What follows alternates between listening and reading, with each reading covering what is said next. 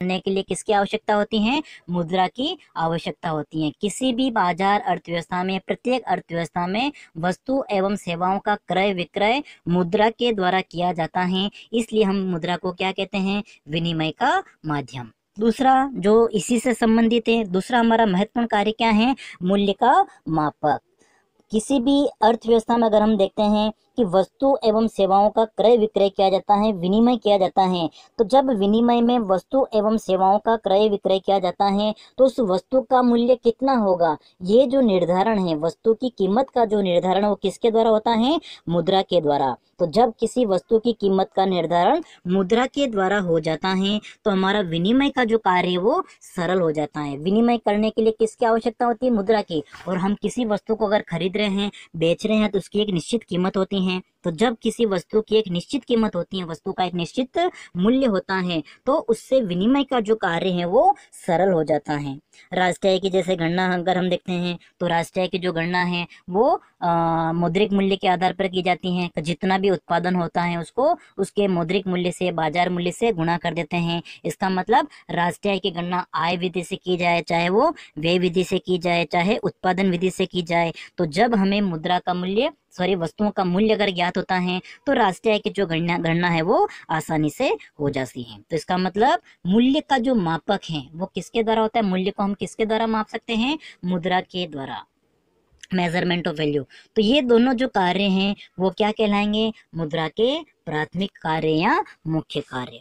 अब देखिए, इसके अलावा मुद्रा के कुछ सहायक कार्य होते हैं जिनको हम द्वितीयक कार्य भी कह सकते हैं या गौण कार्य भी कह सकते हैं, सेकेंडरी फंक्शन। जो प्राथमिक कार्य हैं, प्राथमिक कार्य तो एक तरह से क्या हो गए, जिनको पूरा करने के लिए मुद्रा का आविष्कार हुआ है, लेकिन जिनको पूरा करने के लिए मुद्रा का आविष्कार मतलब इनके लिए नहीं हुआ है, लेकिन ये मुद्रा के जो प्राथमिक कार्य हैं उनको थोड़ा सुविधाजनक बना देते हैं। तो वो कौन कौन से कार्य हैं? तो सबसे पहला इसमें हमारा है भावी भुगतान का आधार। यदि हम किसी प्रकार का कोई आर्थिक लेन देन कर रहे हैं, लेकिन उसका मतलब हमारी वर्तमान आवश्यकताओं को पूरा करने के लिए हम कोई लेन देन करना चाहते हैं, लेकिन उसका भुगतान हम कब करना चाहते हैं? आने वाले समय में, भविष्य में।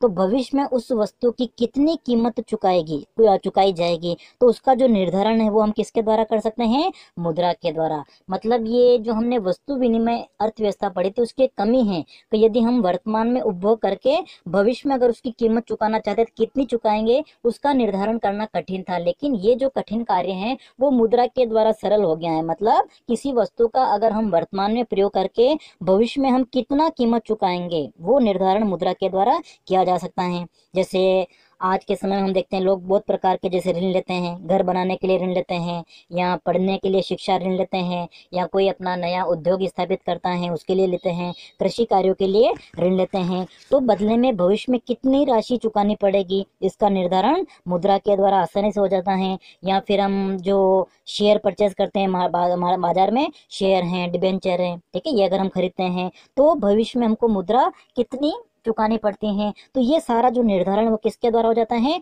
मुद्रा के द्वारा। इसलिए मुद्रा को हम क्या कहते हैं? भावी भुगतान का आधार कहते हैं। और जब ऋणों का जो लेन देन है वो मुद्रा के द्वारा होता है तो इससे किसी अर्थव्यवस्था में मुद्रा बाजार, पूंजी बाजार का विकास होता है, जो अर्थव्यवस्था को, विकास को आगे बढ़ाता है। नेक्स्ट हमारा है मूल्य संचय का आधार। जैसा हमने वस्तु विनिमय प्रणाली पढ़ा था, तो वस्तु विनिमय प्रणाली में वस्तुओं में एक गुण का अभाव था कि हम वस्तुओं को संचित करके नहीं रख सकते हैं, लेकिन वो जो कमी थी वो मुद्रा के द्वारा दूर हो जाती है। मुद्रा को हम क्या कर सकते हैं? संचय करके रख सकते हैं, उसको बचा के रख सकते हैं।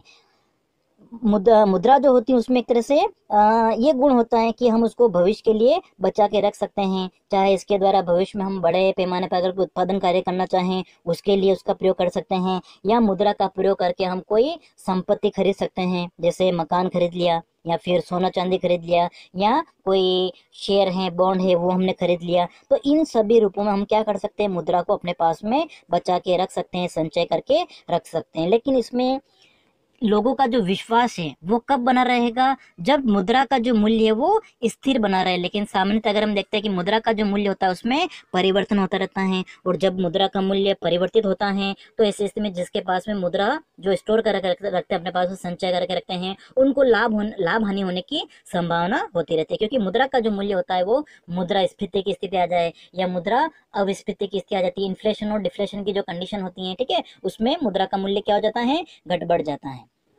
और नेक्स्ट हमारा है क्रय शक्ति का हस्तांतरण। मुद्रा के द्वारा क्रय शक्ति का हस्तांतरण, एक व्यक्ति से दूसरे व्यक्ति को हस्तांतरित किया जा सकता है। जैसे आज के समय में अगर हम देखते हैं तो लोग लेन देन करने के लिए डेबिट कार्ड हैं, क्रेडिट कार्ड हैं, एटीएम कार्ड हैं या चेकबुक का प्रयोग करते हैं, जो एक व्यक्ति से दूसरे व्यक्ति को मुद्रा के रूप में आसानी से हम भुगतान कर सकते हैं। या कोई व्यक्ति जैसे संपत्ति अगर उसने खरीद रखी है, सोना चांदी खरीद रखा है या कोई मकान खरीद रखा है, तो भी वो मुद्रा के द्वारा दूसरे व्यक्ति को हस्तांतरित कर सकता है। जैसे अगर किसी व्यक्ति के पास में मकान, उसकी कीमत कितनी है, 40 लाख रुपए है, तो वो 40 लाख रुपए में उसको अन्य व्यक्ति को बेच सकता है। तो ये जो लेन देन हो रहा है वो किस रूप में हो गया है, मुद्रा के द्वारा संभव हो सकता है। इसलिए मुद्रा के द्वारा हम क्या कर सकते हैं, क्रय शक्ति का हस्तांतरण कर सकते हैं, ट्रांसफर ऑफ वैल्यू जो है वो संभव हो गया एक तरह से।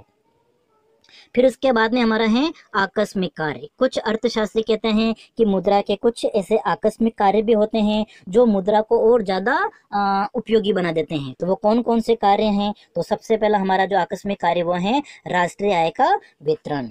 अब देखिए, राष्ट्रीय आय का जो अनुमान है वो हम कैसे लगाते हैं, तो किसी एक वर्ष की अवधि में अर्थव्यवस्था में जितना भी उत्पादन हुआ है उस उत्पादन को बाजार कीमत से हम गुणा कर देते हैं। तो इसका मतलब जो भी उत्पादन हुआ है किसी अर्थव्यवस्था में उसका जो मौद्रिक मूल्य है वही क्या है, राष्ट्रीय आय। अब मौद्रिक मूल्य जो है उसका निर्धारण कैसे होगा, कि जो उस उत्पादन को जिन साधनों का प्रयोग करके उत्पादन किया गया है, उत्पादन के विभिन्न साधन होते हैं, जैसे भूमि है तो भूमि को उसकी सेवाओं के बदले में लगान या किराया चुकाया जाएगा जो मुद्रा के रूप में हो सकता है। पूंजी का प्रयोग करने के लिए हम पूंजीपति को ब्याज चुकाते हैं, तो ये ब्याज जो है वो उसका निर्धारण मुद्रा के द्वारा होगा। श्रमिक अगर अपनी सेवाएं दे रहे तो उसके बदले में उनको मजदूरी चुकाई जाती है जो मुद्रा के रूप में होती है। लाभ, ठीक है, जो सांसी को प्राप्त होता है। तो इसका मतलब राष्ट्रीय आय का वितरण, उत्पादन के जो विभिन्न साधन हैं उनको भुगतान मुद्रा के द्वारा संभव होता है। इसलिए राष्ट्रीय आय का जो वितरण है वो मुद्रा के द्वारा होता है। मुद्रा मूल्य जो होता है, मुद्रा के मूल्य के द्वारा हम राष्ट्रीय आय का अनुमान आसानी से लगा सकते हैं, उनका हम वितरण कर सकते हैं। नेक्स्ट हमारा है साख का आधार।